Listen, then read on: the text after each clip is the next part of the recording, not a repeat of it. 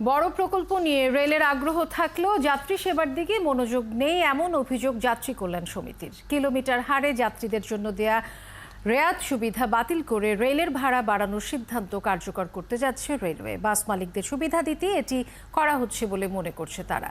আর ভাড়া বাড়ানোর সিদ্ধান্ত অযৌক্তিক বলছেন যাত্রীরা। ইশতিয়াক ইমনের রিপোর্ট। গেল 14 বছরে রেলের উন্নয়নে সরকারের খরচ হয়েছে 1.5 লাখ কোটি টাকা। এরপরও রেলের 63% লাইন ঝুঁকিপূর্ণ, 65% ইঞ্জিন মেয়াদ উত্তীর্ণ। প্রতি বছর লোকসান প্রায় 2000 কোটি টাকার।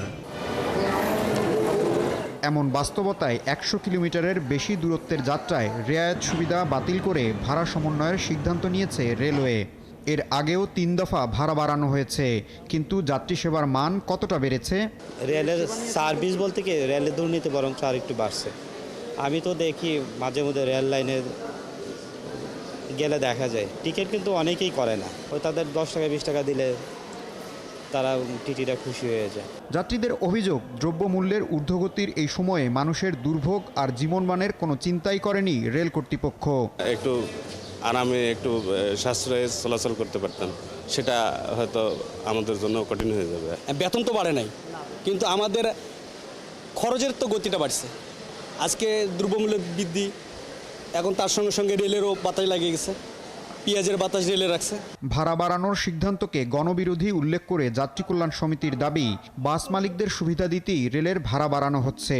বাসের ভাড়ার সাথে যদি আমার ট্রেনের ভাড়াটা কাছাকাছি করে দেন, তাহলে আপনি একটু আগ বাড়াইয়া